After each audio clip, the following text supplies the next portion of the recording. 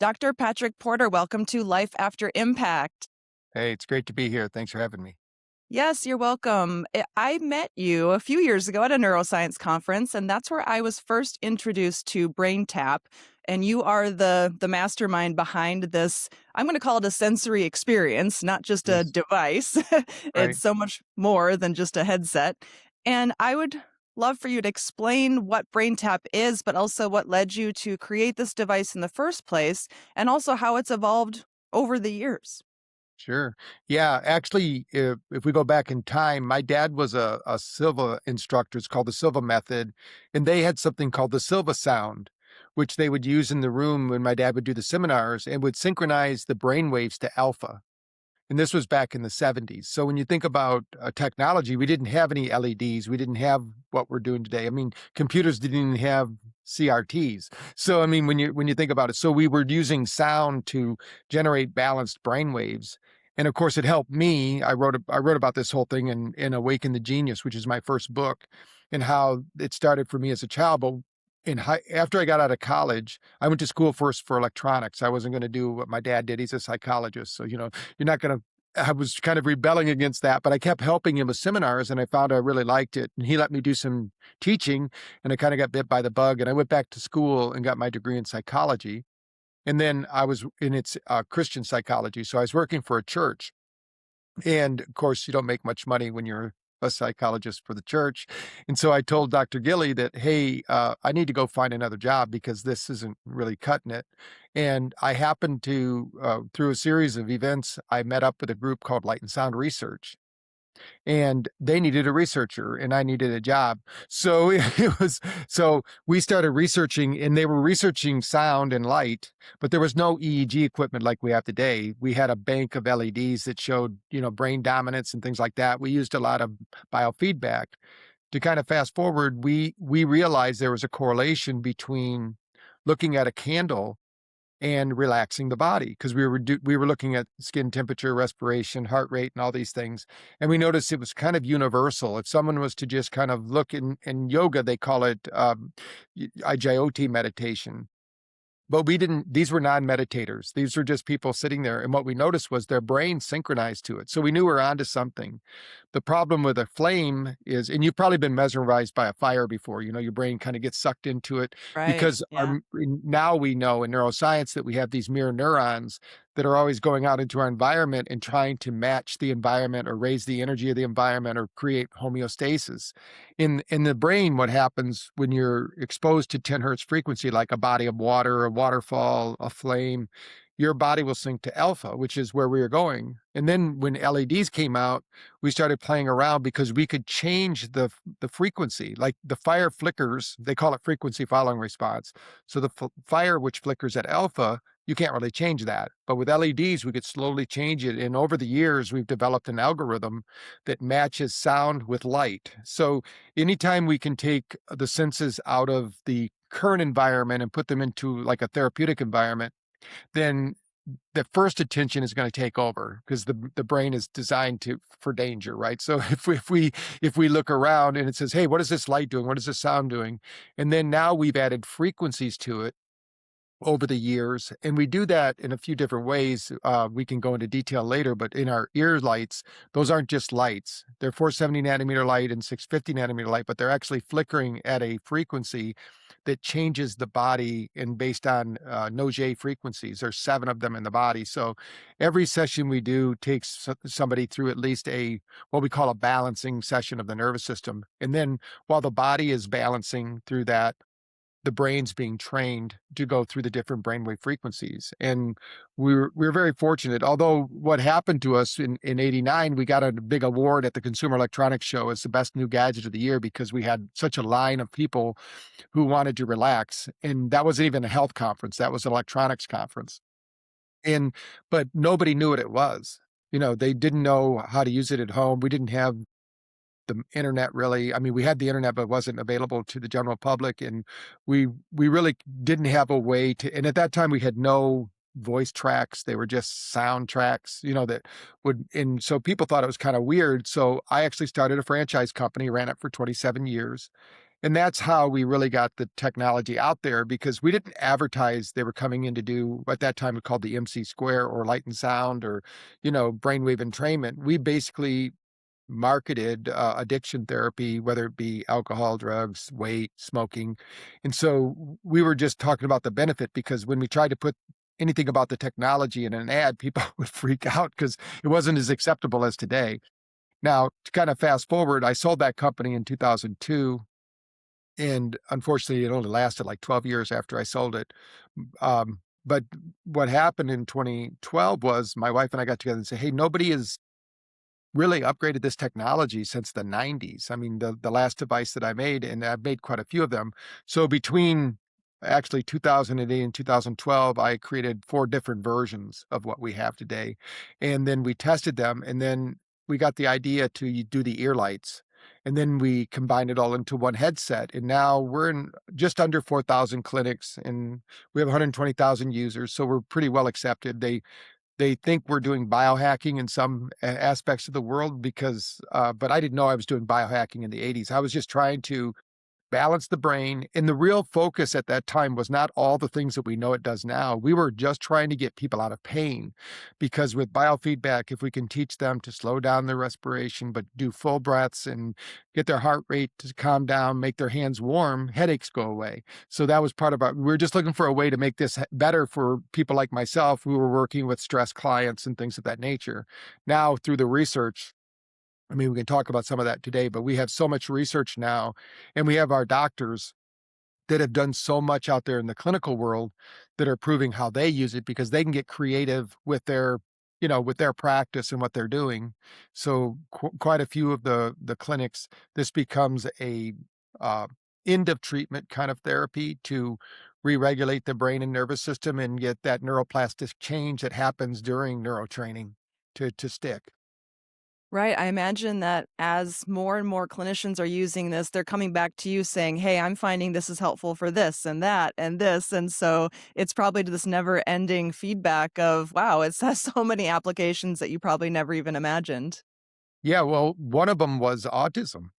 We didn't know that we could work with autism, but I'm also the dean of brain-based medicine at Quantum University. So people take my course in, learning how to be a therapist in the natural medicine world, and we give everybody a brain tap that joins the university, so they can do it for learning because we found out it improves learning capacity. And one of the doctors, she was already a doctor, but she was learning some things with natural medicine, and she saw a lot of autistic kids, and she never used the device. She didn't think she needed it because so many people think that you have to be broken in order to have a breakthrough. I would say you don't need to have a breakdown to have a breakthrough. You can continue to upgrade your brain because we're going through something called neural pruning all the time, and sometimes we prune away some of the good stuff instead of just the bad stuff. So with intentional brain training, you can train the brain to prune out the negatives and keep the positive, and things of that nature. So, but she had a a son that was having trouble in school, and she said, "Well, I have this thing. Let me see what happens." And of course, he's a really big advocate still. He works in her clinic now. He really, this was years ago, and he got the bug of helping people, and because when you're working under a doctor's care, he didn't have to go to school to get his PhD. He could just learn a little bit about the technology, work with his parents, because his father's a chiropractor and his mother's a natural medicine doctor. And then they said, "Well, let's see what happens with autism." And my staff contacted me and said, "Hey, this Dr. Joquita Handy continues to buy all these headsets more than what is usual for our doctors. Usually they'll sell anywhere, 1 to 5 a month or something like that. It's not a big part of their business. It's just something they do for clients. But she was buying a lot. And so I called her up and said, "I'm just curious on what you're doing because, it's," and she says, "Well, when I put the kids on this the parents say, 'I'm not leaving till I have one for home.' Because what we were doing was we were down regulating the nervous system. So they would go from stimming to total relaxation, and some of them even falling asleep in as little as 10 minutes. And the parents are going, 'Wow, what's going?' And then they were calm for a period of time when they went home. And so we've done with her, we did a study with autism, and we found out that if we can get their brainwave up to 23% or more, 90% of those kids will start speaking that are nonverbal. So it kind of blew our minds, and so we're doing more with autism, and we're always doing studies, and luckily we have universities around the world that do it, and I think we're going to do a bigger study like a because in India they do really big studies. They can get the people out and they can do it, and we have Nimitz Hospital, which is the world's largest mental hospital, has been doing some studies with BrainTap and showing how we work to either assist or replace neurofeedback, and we've done that. We've shown that what neurofeedback does in 40 sessions, we do in 15, and we actually train the brain. So we're always doing things like that to prove out the technology. And the nice thing is these are all being done outside of BrainTap. So they're not I'm not doing the studies. These are being done by professionals at the university level, and then they publish them. We have 72 studies, I think, published on PubMed now. Wow. And for Yeah. people who aren't familiar with what this device looks like or all the different features of it, can you talk about all the different elements and then also how it interfaces with it's an app on the phone that you can kind of control the settings? Sure. One thing is that all of these sciences have been proven that, they all work independently. So when somebody says they do this or they do that, what we did is we put all these together into one device. So in biohacking, they call it biostacking. So, but we were doing it because we wanted to get the best result in the shortest period of time, because time is one thing we can't buy. We can buy everything else. So we started with sound. In sound, there's two different kind of sounds we use because we found that binaural beats don't always work for some people in the way that we want it to. If your hearing isn't perfect, then there can be a lag in that information. And how binaural beats work, for those that don't know that, is I might put a frequency of 300 in one ear and a 310 in the other. The brain doesn't hear either of those frequencies. It hears a phantom sound of 10 hertz. Now, what we found was we could, and we measured this through live readings. I mean, real time, through time readings, not just measuring before and after. We had people on the equipment, and we figured out how quickly can we move that from, let's say, 18 cycles per second, which is beta, down into the alpha, which is somewhere between 7 to 12, and then into theta, which is something you can't do on your own. I've only met two people out of 30,000 brains, non-meditators now. If they were master meditators, they could probably do it. But the normal people can't get to theta. It takes them a lot of practice. But with this light and sound, which I'll talk about the light in a second, the brain is able to basically focus on just the rhythm. And it's a very slow progression. It's not a fast progression. And so when some people they go on the internet, they go, I just did this frequency of binaural beats. And what happens is after about 2 to 3 minutes, if you're doing through time measuring, you're going to see the brain disassociates from it. It's kind of like it's not a danger anymore.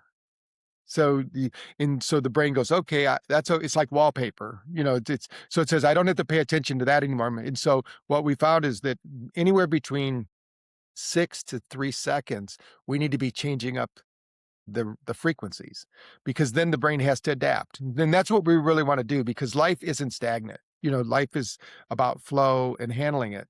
So what we did is with the sound, we went ahead and added also in frequencies like Rife frequencies, solfeggio frequencies. And remember, we have the Nogive frequencies in the ears. So frequency medicine has become a big thing. And every cell is vibrating, remember, to try to match the frequencies in the room, in the environment. Like if we went to the mountaintop, we would be at 7.8 hertz frequency. That's you know, high theta.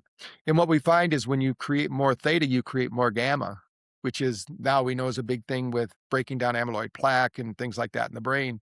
And we have gamma sessions too.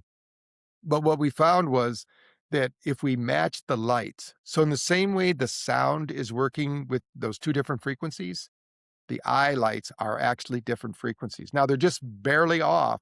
That's why people that use BrainTap, once the brain synchronizes, they don't see the light anymore. Or they have to turn up the light to get a response. But you don't need a lot of light because we're not working with the optical part of the brain. We're working with the optic nerve. We're just trying to turn the brain on. Yeah. And So what people we with light found was, sensitivity can yeah, still yeah. use this. Oh yeah, because blue light is so minimal that it doesn't even go through the eyelids. And we're only using 8 LEDs. Like the screens we're looking at right now are millions of LEDs. So it's a very low level light, but it's more the flicker that's doing it.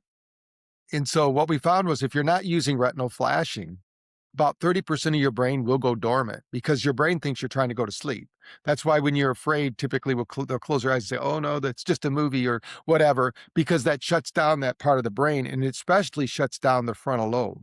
So when you close your eyes, that blood flow stops to the frontal lobe and goes back to the amygdala, which we all know is the monkey mind. That's where the primitive brain is. So all those fears come out, especially when you're not trained. You're just kind of sitting there. You don't know what to do. Your brain's not used to that. So what we found was in our studies that we actually put the default mode network into a state of abeyance. It just basically is neutral. It doesn't. That's not perceiving a threat.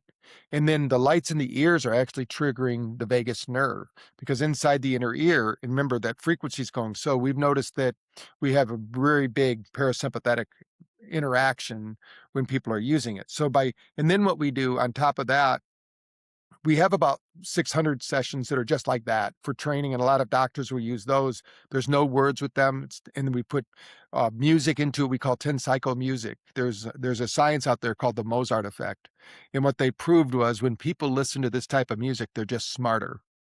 Now, we did a study in Brazil with 1,000 students, and we had them listen to this Baroque classical music, and yes, they did get 10 cycle music. They became, they relaxed. But when we were done, 1,000 out of 1,000 of them went back to their profile before the music started. No change.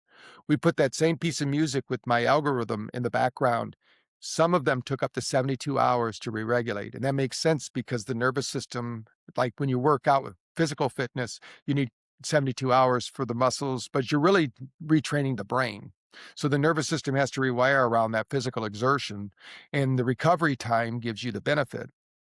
And so we started showing that these kind of things are possible. And then what we did is now we have over 3,000 sessions with words, and some people go, "I don't need the words." Well, the average person thinks, about 60,000 thoughts a day, and they estimate that 85% of them are negative. And I tell people that's you're not wrong or broken. We have our ancestral knowledge. Our parents and their parents, we're actually the offspring of a bunch of paranoids that didn't die, that that stayed alive. And our reticular activating system is always looking around at our environment saying, "Hey, am I safe? Is this okay for me?" And, and we're being bombarded all day long with so much stressors. 100 years ago, we didn't really know about what was going on in another country unless a war broke out. We didn't even know what was going on in the nation. We would just know what was going on in our neighborhood. And now they scour the whole planet to give us an hour of bad news. And that bad news actually affects our nervous system because words will affect 3,200 gene expressions. It doesn't change your hair color or color of your skin, but they now know that every 40 seconds, approximately, every DNA pair in your body will rebraid based on your environment. And that means everything from the words you use, the food you consume, the air you breathe, the water you drink. Is there mold in the room? Are you under bad lights? Are you in an EMF zone? All these things affect the way your body shows up. Just so the listeners know, we have shown that if somebody looks at life as a challenge, they actually upregulate typically.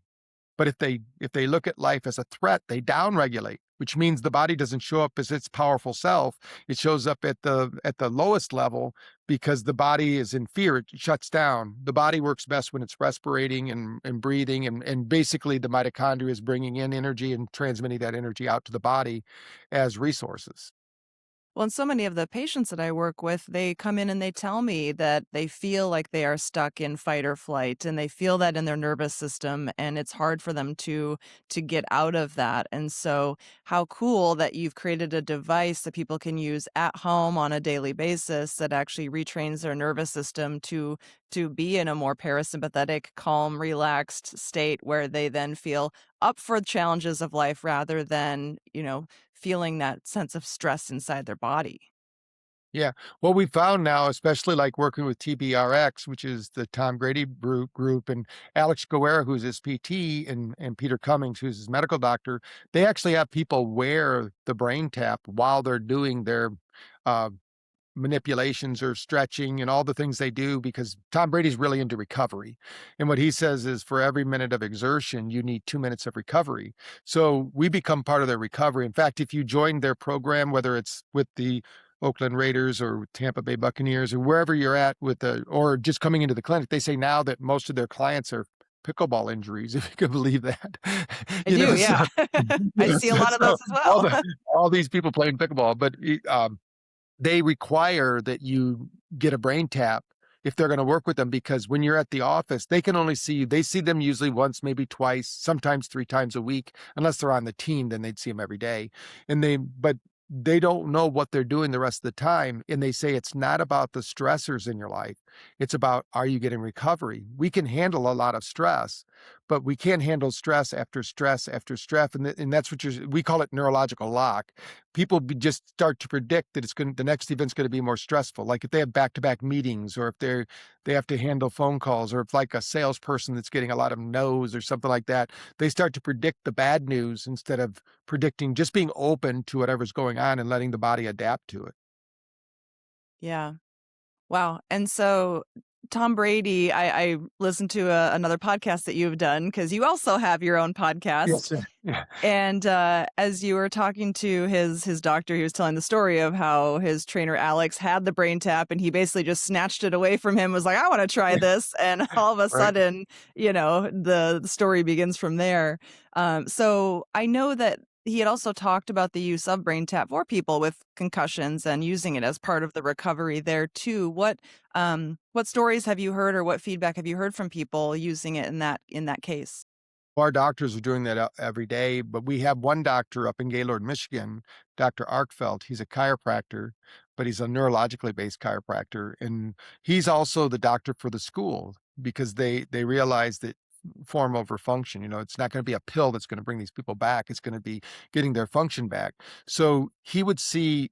We have a study actually called the Gaylord concussion study, which is published, where we took every student in the school that got a concussion. And by the way, cheerleaders get the most concussions, which is crazy. People think it's football. Of course, there's a lot of problems with football too, and even basketball. There's no safe sport. If you're running at top speed and your head hits the ground, that I tell people it's like having a bowl with a little bit of jelly in the middle of it. It's going to hit against the walls and cause some problems. So what he did was everybody in the study got treatment. So, nobody didn't get treatment. So we didn't have a baseline of people that didn't get help. But what we showed was at the end when they were doing these uh, boots that would stimulate the lymphatic system. So they had about a 20-minute time. They're just sitting there at the end of the treatment, and they're using these boots to. They just slide into them, and they use air compression, air, and they push the lymph system to get more blood to the brain, to get more circulation. Half the group at that when they were doing that got brain tap at the same time. The other half just did the boots. And then what we did, everybody went back to play. These are kids, so the brain, they rebuilt it. And when they were back to play, we put them on the clock for 1 year. No brain tap for a year. We went back and did all the neurological assessments on them 1 year later. And what we published was the group that used brain tap were 30 to 70% in every neurological marker better, from sleep to lack of brain fog to, basically the capacity to hold a conversation. And then also physiologically, we did all the tests that we need to. And that's what we published. And now Dr. Argerfeld trains other doctors to do that. And not just brain tap. Brain tap's just the kind of the cherry on top after the therapy's done. He does a lot of other things too, because there's neurophysiology now that we can do um, in the clinic that I'm not going to do with BrainTap. BrainTap's kind of after they get all, what we found was we've done some studies with people after their neurological training, and we found their brain was stressed because they had to do all this work and they didn't have capacity to do that. So sometimes doctors will have them do the session first because we show that we can build neurological capacity so they can get the therapy done. So it's up to the doctor, but we showed also that if they just walk out the door after their therapy, they can be a little tired and but if they walk out after they do brain tap, they have energy and now they can relive. We showed this in a study also with a professional soccer team, the Kansas City Sport. We showed them that if they go home and they after a training session, which these soccer players are running the whole time, so their HRV looks terrible after their practices. But 4 hours later, if you're a professional, it should be back to normal. And it was. We showed that. And then the next day I said, tomorrow what we're going to do the same measurements, but we're going to have you do a brain tap. and then we're gonna measure you. What they were surprised at was over 50% of them actually were better after the 20 minutes of brain tap than they were when they arrived at the facility. Because we and this is how light, sound, and vibration works to fill the energy stores of the cells. Because what we're really talking about is getting the mitochondria back functioning again instead of stressing it out, because there's gonna be a lot of stress factors when you're running around, throughout your whole practice, and of course, they recover between doing things, but soccer's a little bit more, taxing on the body. That you don't see too many overweight I mean, you don't see any. I Right, mean, right. so you're not gonna be running around with like a lineman with a extra 100 pounds so they can push somebody off the line. These are all people that run around. Yeah, amazing. And the refs too. Yes. Yeah, yeah, exactly. Incredible. And so how do people choose which programs to use once they have the brain tap and the interface? Well, if they do have an outcome, we do have outcome, playlist, if you will. So if they have an outcome, they can look at that outcome, they can choose that, they can do it. We have bundles too. So like if you were, let's say soccer, we're just coming out with a soccer program with TBRX. Peter Cummings and I are putting it together. There's 3 of them available on the app as we're talking now, but eventually there'll be 7. And this is how to think like, because Tom Brady owns a soccer team over in the UK, so they wanted to have sessions for them. So, but whatever it is, maybe you wanna lose weight, maybe you wanna stop smoking, maybe you wanna stop alcohol, maybe you and we also have, we've worked with different organizations, like, there's one for addiction that we did with a group organization that talks about how loneliness, uh, is one of the forms of addiction. So some of them are very specific in what we do. So you can actually write in what you're specifically going through, and the app will give you recommendations based on the time of the day. And this is what's so important about brain fitness. It's not just, are you doing it like meditation, you can do any time of the day, whatever. But in the morning, we really need to train SMR. And because a lot of clients aren't coming into the clinic at the morning time, that's why our doctors can give away the app for free. Just like you can give that app away if you want at the end of this podcast. And they get to use it for 14 days. And we do have about 70% of the people that do that will sign up, and they listen about 27 times a month. So they're getting good value from it, and they don't really ever leave, or less than 1% of the people leave, because we're upregulating in the morning, in the middle of the day, and these are the sessions most people use during their clinical setting. They're about 15 to 20 minutes. It's a full reset, a full reboot, and it's either theta or gamma. Now, if somebody's working with dementia or Alzheimer's or these kind of things, we recommend switching off between theta and gamma because the gamma brainwave usually has been compromised. This dysregulates as we age, unfortunately. So, and there's really no way to stimulate it other than either having peak performance moments, which they don't really have when they have this, or if they have, deep restorative sleep. When you get that deep restorative sleep, it seems like people wake up with more gamma available to them. And I tell people gamma is like a bass drum. So if you don't have gamma, that's why amyloid plaque builds up. But just like the old Memorex commercial, if you remember where she's singing and she breaks the glass, they say that gamma resonates in such a way it breaks down amyloid plaque in the brain, which you have to do something about the inflammation first. You don't want to just get rid of the amyloid plaque because it's protecting the brain. So once you teach the nervous system to regulate the inflammation and downregulate that, you can start to clear out the brain. The brain will do it naturally at that point because it doesn't need it anymore. It's the problem is the inflammation, and everybody thinks it's you can't really do anything other than get into restorative states so the brain can heal itself, because the brain and body are designed to heal. But if something's out of alignment, whether it's physically, mentally, emotionally, or even spiritually, the body's not going to function at its peak levels. Yeah. And have you seen data on the brain tap's effects on sleep architecture and sleep quality? Yeah, that's probably the biggest thing that we study. In fact, we just finished a study that's going to be published with the Phoenix Police Department, Fire Department, and first responders. And the one thing that I'm the most proud of, though, is the mystery symptoms survey, where people don't know what's going on with them. They keep going to the doctor and says, nothing's wrong with you. What do you mean you have you have this fatigue and tiredness and you're irritable and you're not sleeping? Well, we were able to reduce that by 57% in 6 weeks. And along with that, their sleeping scores improved 43%. And so, we always tell people we wanna get you to having 1 hour of deep sleep, 2 hours of REM sleep in order to really get a good metric. And we track them all with something called the circle ring. So we have data about all that. We're getting ready to publish that feature because we had a nonprofit fund that, and now they wanna take it across the country because we had such phenomenal results.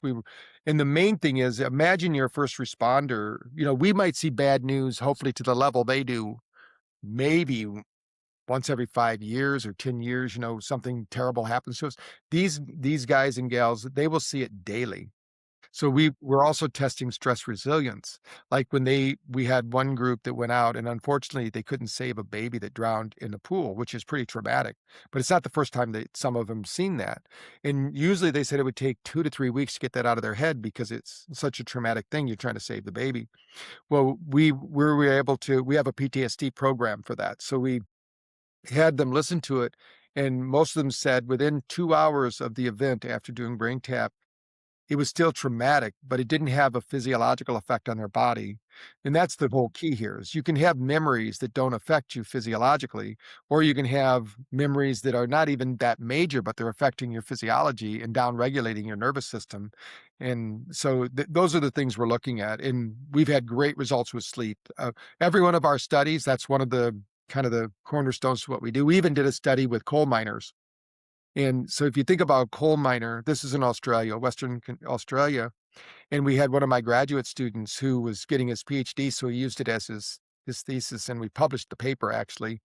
And what we found was the average coal miner before the study, we measured them for 2 weeks. The average coal miner was in bed 10 hours a night, but they only got 1 minute of deep sleep, 2 hours of REM. My gosh, 1 minute of deep sleep. Right. So they really weren't sleeping, they were just in bed, and so we wanted to blow the myth off the time that you need to sleep. In fact, longevity says the optimum time is 6.5 hours on average, so you might need 8 hours, somebody else might need 6 hours or maybe even 5 hours, but as long as you get that 1 hour of deep sleep, 2 hours of REM, you're gonna score on all these sleep metric, programs. We also had them do the Pittsburgh Quality of Sleep scoring, that for research. But what we found out was within 3 weeks of, teaching them to use BrainTap, now 3 times a day, they let us set it up in the coal mine. They set up 4 chairs, and during the day, they had it at home only to listen to as audio, but in the coal mine itself, we had the units set up with the headsets. And so they did it 3 times a day, and once a day was done with the lights. The other 2 days were done with audio. Within 3 weeks, we had the average coal miner was sleeping over 70% efficiency, which means they were better than about 80% of Americans. And they kept getting better at it. And we actually have a program now with Dr. Amon's group, Dr. Credo, who's a sleep doctor. We created something called Sleep Like a Champion because I think people need to look at their sleep almost like a sport. It used to be a luxury, and we used to. I mean, I know when I was growing up, people, I only got 2 hours sleep, 3 hours sleep, bragging about it. Now we know that's when we do all the neurological activity. Really, I mean, during the day we're so busy being busy. We're not. That's at night when we're doing that REM sleep. We're compartmentalizing, organizing our memories, creating our future, really the way we're going to interact. And that level 4 sleep that they found out about, most people know about it now, called the glial lymphatic system. But imagine you were in medical school in 2015, they would be teaching you about the lymph system, and it would stop at the neck. And if you go on the internet, it's still that way. But then you're in Denmark doing a sleep study, and the doctor finds out there's a whole new system of the body that nobody knew about. I mean, that's pretty crazy. They just found out another system of the body that works with the fascia, that all works like a pump to circulate the water that's in our system, the interstellar fluids. And that, I mean, they're just finding, so we think they know everything that they know about the human body. They don't. So we're finding that all the time. And they find that your breath is a big link to this. I tell people your breath is the interface to your nervous system, and most people don't breathe right. They don't practice breathing. They hold their breath all the time, and they don't realize that that breath is what's causing the nervous system to move between that parasympathetic and sympathetic state and preparing you to be ready for the next moment. But if you're holding your breath, every negative emotional states have that in common. They don't no breathing. You think of fear, anxiety, frustration, depression, it's lack of breath. So and that's easy, it's free. Everybody can breathe, so once you learn how to breathe again. So during Brain Tap, we spend a lot of time focusing on breath work. Even though I don't tell them, "Hey, you're learning this breath work." I just take them through it and they get to apply it in their life. Amazing. So many of these symptoms that patients with persistent post-concussion syndrome have, the poor sleep, poor memory, cognitive symptoms, it sounds like this is something that they can do at home to help improve cognitive function, improve energy, improve sleep, and by improving, these basic things, it's like everything else can fall in line, especially if it's also simultaneously getting people out of that fight or flight.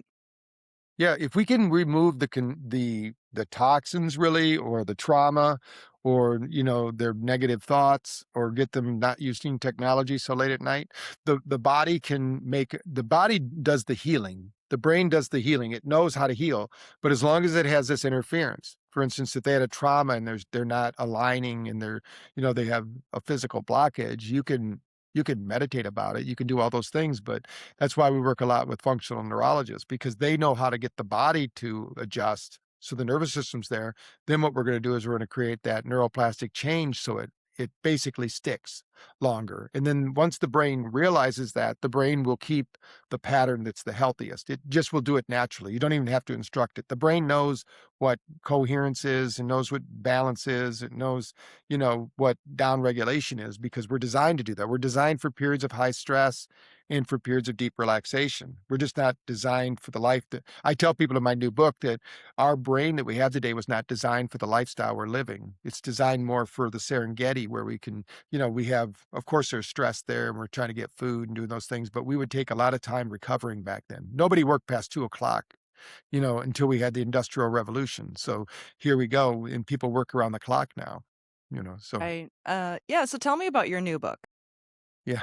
Yeah, what we did was I was doing a class at Google and Microsoft, and, we did a study with them. And during that study, we found that if they took a 20-minute break in the middle of the day, and there's more to the study, we published it, it's a peak performance study with Julia Arndt, but the main thing that for them was we showed that they got 26% more work done when they took a 20-minute break with BrainTap in the middle of the day. So, and these are programmers, so they get paid by work. So the ones that didn't do it started doing it because they were actually getting paid another day and a quarter, and they got to take a 20-minute break in the afternoon. So, and then Rashika Sakri was the head of Google Wellness at that time, and she said, "I want to do something with you, blah, blah, blah." And I said, "There's no way I can afford you." They pay him really well. She took a retirement from Google, and now she runs a fund that funds startups and things. So she did pretty well. But she said, "We should put some of the things you talked about into a book and start teaching people how to do this for themselves." They have a pretty cool program at Google, or they did. For some reason, they took all their wellness programs out of Google since it's weird, but they had one called Search Inside Yourself. So because of search engines, it's a pretty cool title for it. But they were doing some of the exercises that I was doing, because they're out there in the general public. People can do those as far as balancing the brain. So we started writing a book, and then my wife said, "Well, this time we should just see if our agent can get us someone." So actually had a bidding war for it because the brain is such a big thing right now. So we got a pretty good upfront payment, and it's going really well right now. And the biggest thing we did in this one was every chapter has a summary at the end of it that gives the reader, what they can do. And it's not you just using brain tap, that's part of it. It's a whole lifestyle. We need to physically, mentally, emotionally, and spiritually tune in to get we're electrical beings. The one thing the book says more than anything else is forming people is the electrical system, the electron transport chain is what needs to be dealt with first.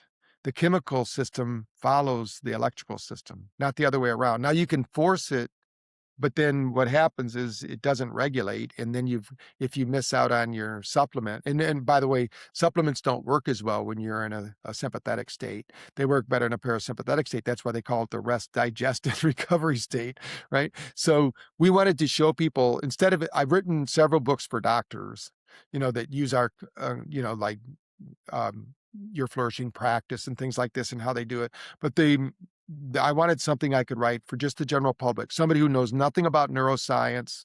And they were really good at saying, "You got to change this wording because this is like PhD level, you gotta bring it down.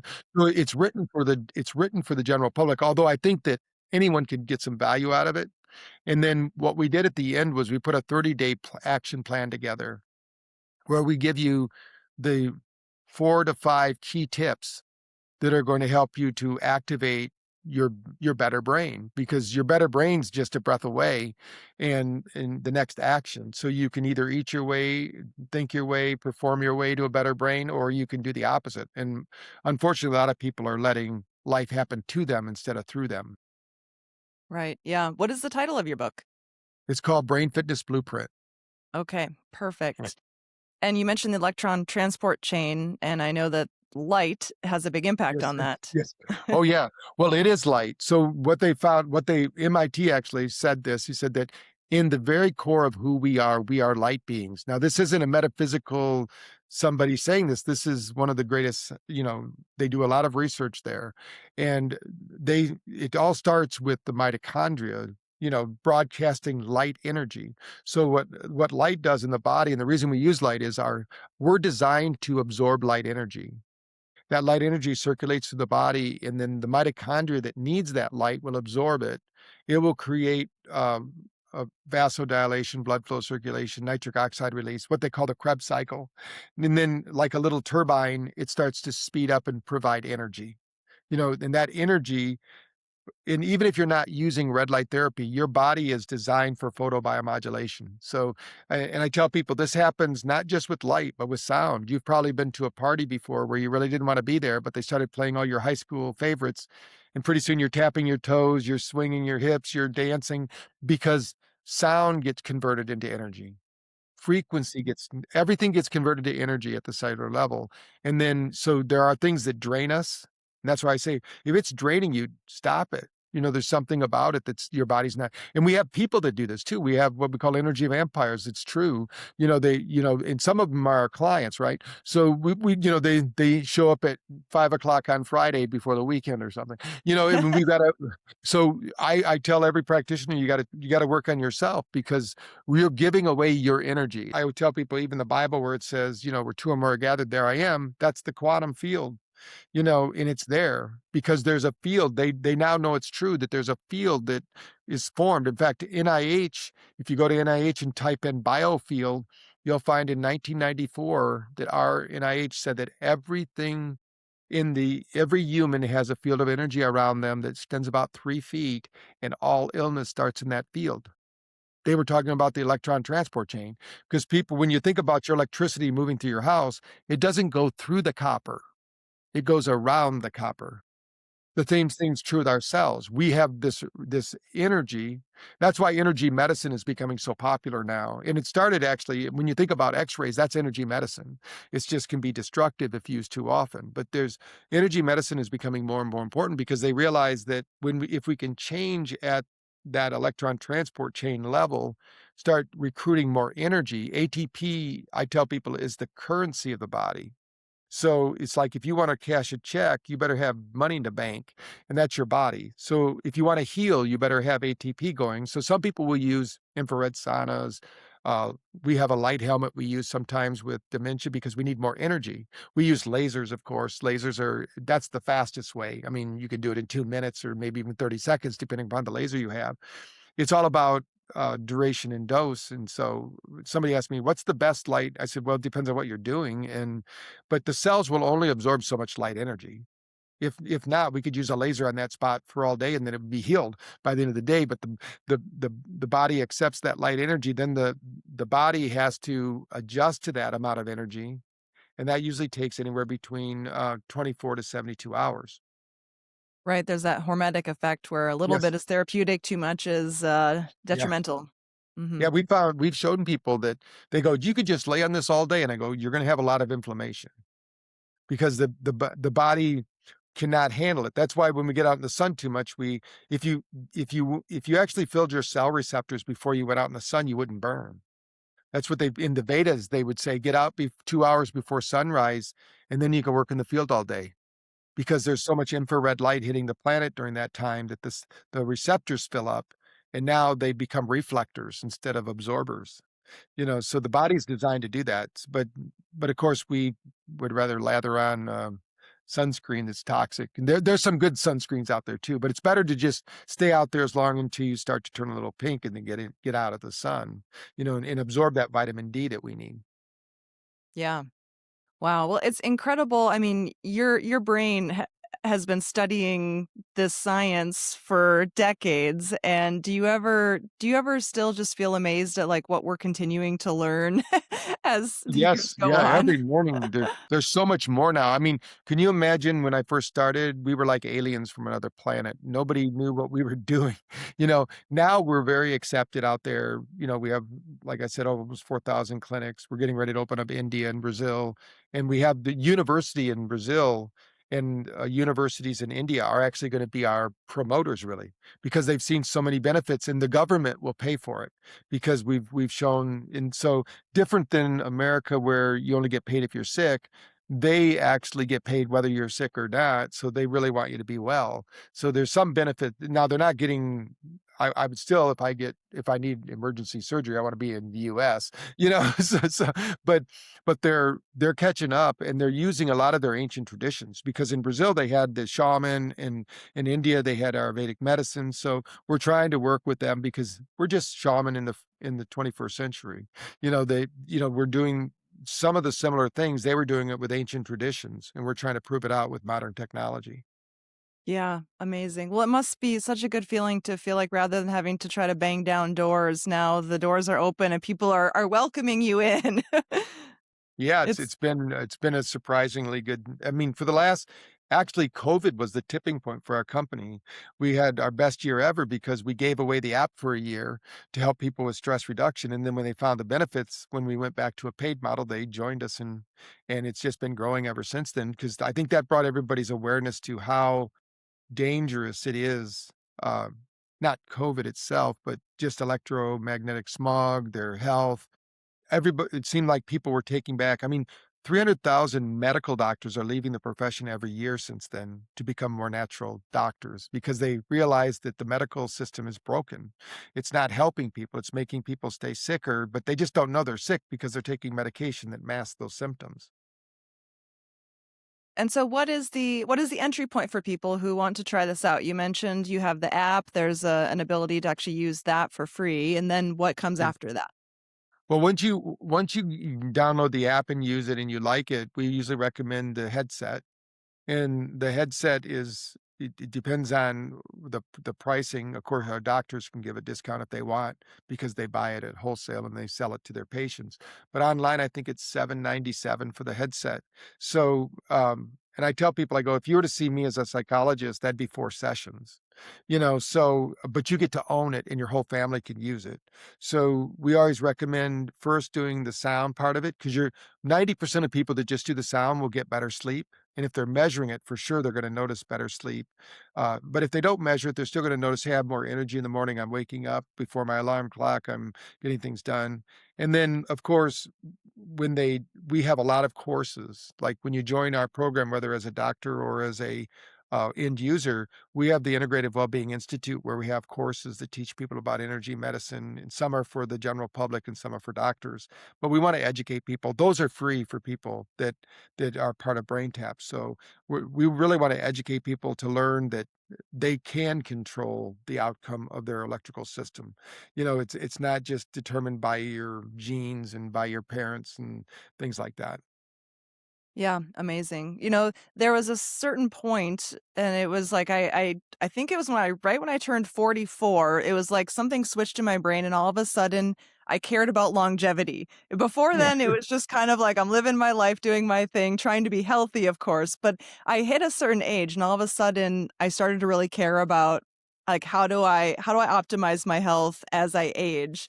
And so I imagine this is a really big part of it is, just keeping your brain as healthy as possible for as long as possible. And I love this idea of it's not another pill or supplement that you have to absorb. It's literally using light, vibration, sound, these things in our environment, but at a very therapeutic frequency. And I think that's incredible. Yeah, it's important to think of the brain also as a voltage generator. When we were born, the brain was 18.1 volts. 100 million neurobit processor fully wired. You learned languages, you learned how to move your body, you learned everything about your life. And then as we age, we do that neural pruning. And by the time we're 18 to 21, it regulates about 10.1 volts. When that brain drops below 7 volts, you're going to have dementia symptoms. If it drops below 4, you're going to have Alzheimer's symptoms.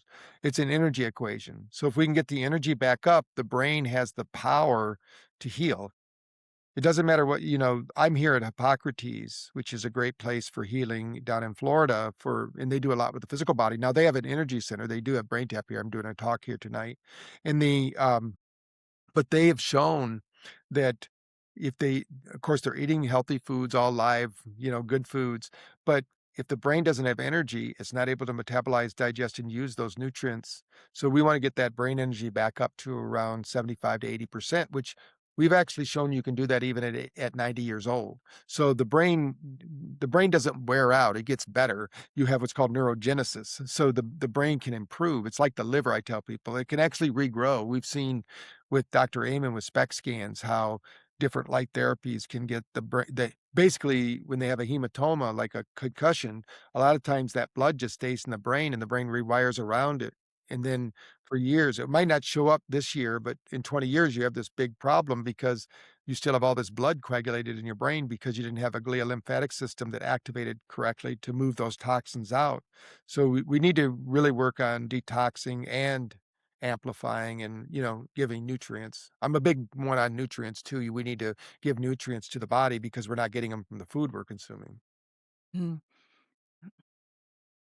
Well, you've been able to work with so many phenomenal people. It's just exciting to hear how this is spreading globally and then also locally here. So I will happily share all of the links so that people can find your app and the website and then also your book as well. Is there anything that we didn't talk about that you want to mention before we wrap up? You've been very generous with your time. No, I think that people review over this, but the main focus, just to leave the people with, is if you want longevity, they have proven that having a positive mindset actually, they outlive the negative thinkers by 6.5 years. So what we can do with BrainTap is we help you stay positive because it's something called frequency. And I always tell people it's what you frequently see. So if you need to get up your energy, you need to change your frequency. So what are you seeing in your life? So when you start doing these kind of things, you just naturally get better. You get physically fit, mentally aware, emotionally balanced, and then everything rises when you're feeling better and you have a positive outlook on life. I don't think people should stress about their brain. It knows how to heal. We just need to get the stressors out of the brain so the brain can do what it does. Lovely.